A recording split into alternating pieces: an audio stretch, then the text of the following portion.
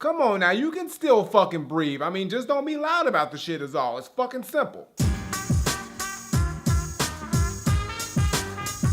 What's going on, everybody? It's the Granddad Woolly, and you are here again for another edition of Woolly Reviews Film Data. We got a movie review today, and we're talking about the brand new fucking movie that just dropped. It's on some horror slash thriller slash suspense slash crazy motherfucking blind nigga shit, and we gonna talk about it because it's getting a lot of attention and a lot of love. So I said I'm gonna holler at this shit. It looked intriguing to me, talking about the new movie entitled Don't Breathe.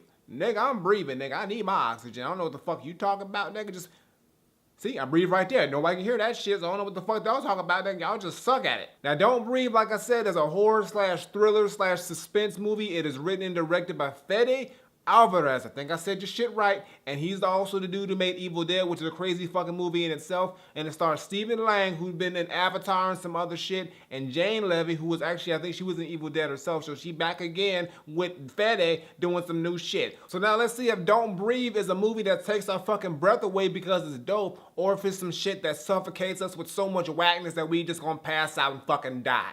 Let's talk about the shit. So the basic setup of the movie is this. The movie centers around a girl named Rocky, and her two friends, Alex and Money, are pretty much dirty ass, grimy ass fucking thieves. They go and break into motherfuckers' houses and steal their shit and then try to sell it for money, and that's all they do, like petty theft. They be stealing like jewelry and electronics. They don't steal money because, you know, they ain't at that level yet. They ain't trying to go to jail. I mean, you know, Rocky, she got a little girl. She trying to get out over to California, and then Money he just trying to get some fucking money. And Alex, he the plug. He got all the fucking keys. Literally, he got all the goddamn keys to the doors to get up in them motherfuckers. So they a little team, they a little squad. They got their shit going. They're all living in Michigan. I think Detroit to be exact. They living up in the D, but they go into the suburb areas where motherfuckers got dough and they just hit them fucking houses and shit. But they get tired of little petty theft and shit because they really ain't getting nowhere. And Rocky herself is just trying to get on the come up. She's got a little girl. She's trying to go over to California because her daughter wants to be a surfer. You can't do that shit up in Michigan, so you gotta move over to California. She lives with her mom, who's a drunk, and she's got a boyfriend who ain't got no goddamn job, so ain't shit over there to do over there. It's just fucking terrible.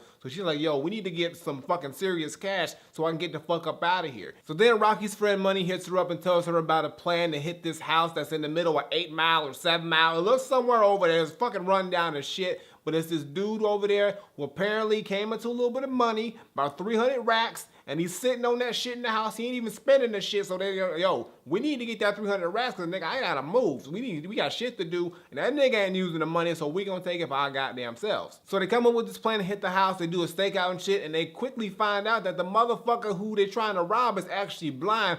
They're like, goddamn it, we don't give a fuck about that. John Cena, you can't see me, nigga. We taking your goddamn shit. So they decide to go all in and rob this motherfucker because they like, yo, this nigga's blind. He ain't gonna even see us anyway, so let's do this goddamn shit. So they go up in there, go in the house, and they end up coming face to face with the blind dude, and they quickly realize after a little bit, this motherfucker may be blind, but he is not kind. This motherfucker's got daredevil level skills, and he ain't fucking around. So they end up in a pretty much a fight for their life to try to get the fuck up out of this house with that 300 racks. Cause this blind man ain't fucking around, and he want his goddamn money and his goddamn respect for breaking into his goddamn house. And that's pretty much the synopsis of the movie. Now here's the thing, is it fucking good? And I gotta say, y'all, this movie is pretty fucking entertaining, and it is pretty fucking good. I like the fact that this movie kind of plays off of a new aspect of the thriller suspense thing, but it still keeps that traditional style. Like, it really doesn't have that much of a horror aspect to me. Yeah, it's got some jump scares here and there, which really aren't that great. Actually, the only fucking scary shit to me in here was the goddamn dog that the blind man had. That motherfucker's got a Rottweiler, and that shit is fucking scary as shit. If I see a Rottweiler, I'm fucking shook for like a good 2 weeks,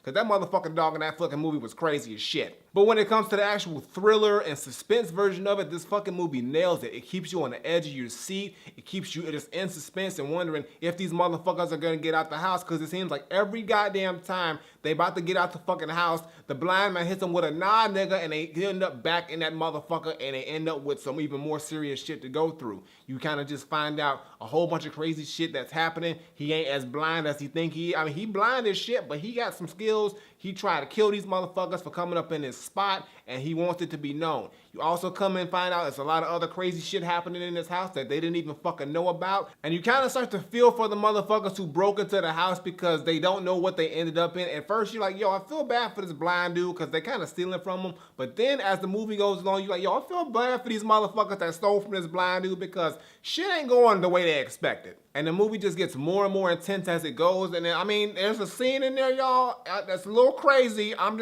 A turkey baster is involved. I'm gonna just leave that right there. It's involved a turkey baster and shit. That's a, wow, nigga. And as far as the movie overall, it just has a lot of different things about it that just keeps you intrigued the entire time you're watching it. It's written well, it's shot well, the thriller and suspense elements are on point, and with the horror thing, not everything is great on the horror side. It really didn't feel like much of a scary movie most of the times. There are a few jump scares here, but I mean like not that's crazy. I didn't really go like, ah shit, I'm fucking scared. But like not like jump scared, but just like, yo, that fucking dog, the only goddamn thing that like that when that dog showed up at some shit, it was fucking real. That dog was the scariest thing in the goddamn movie to me. The blind man he wasn't scary. He was like kind of like, yo, it's a blind dude chasing you and you don't know why the fuck he can see your ass. But him mixed with that crazy ass Rottweiler just took that shit over the top. I mean, it would just made it even more of a just an intense dynamic to that shit. And it's just a fucking dope ass movie. The only thing about this movie that I really didn't like is the ending and climax. Well, the ending and climax I enjoyed, but it's the very end of the movie. They just did a little something, a little twist on the thing.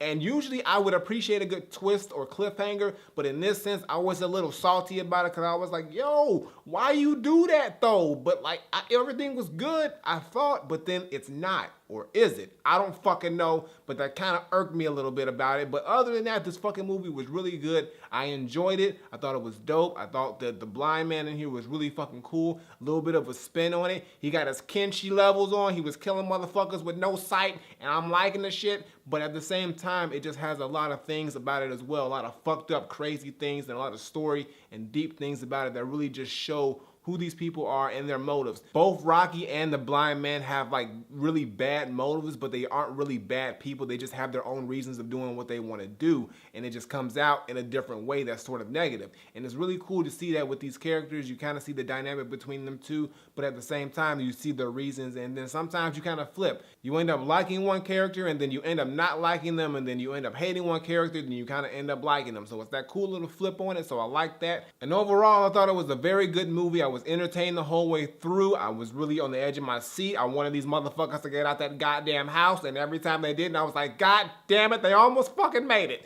Blind man just shut him down once again. So my final verdict, I'm not saying that Don't Breathe was a very thrilling, very suspenseful horror movie that does lack a little bit on the horror and has a little bit of a cliffhanger ending that really did not just sit well with me, but it was fucking dope at the same time.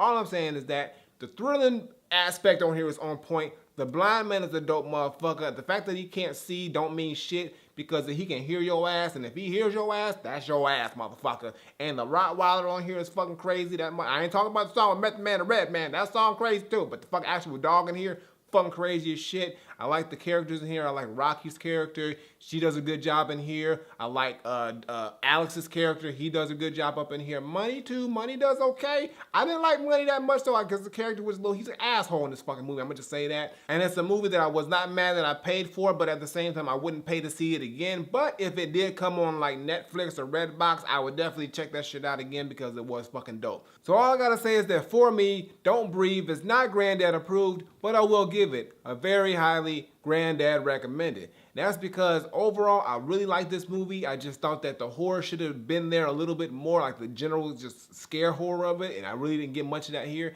but it was a lot of good thrilling and suspenseful moments in here that really just took over the whole thing. And the fact that the ending, though it was good to me, it's just that little last part of the ending that really just irked me, and that's the one thing that really brought it down for me because I really wish I would have been more satisfied at the end of this movie. I know I'm nitpicking, but yo, it just didn't sit well with me. It didn't sit well. But overall, I do think it's a dope movie, definitely worth the $11.50 in the popcorn. Bring your own drink though, bring your own drink. And I just think it's something that's really cool to check out and just a really interesting movie. Probably one of my favorite suspense horror movies I've seen this year. So they did a good fucking job. Good job on that shit. Fede Alvarez. I hope that's your fucking name. I hope I'm not fucking it up. But I got nothing more to say. Don't Breathe. It's very highly Granddad recommended. So go watch the shit right fucking now. Flip it. Alright, y'all, that's going to do it for today's video. Make sure you give me a thumbs up and drop a comment. Tell me what you think of Don't Breathe if you've seen it. If you haven't seen it, like I said, it's out right now.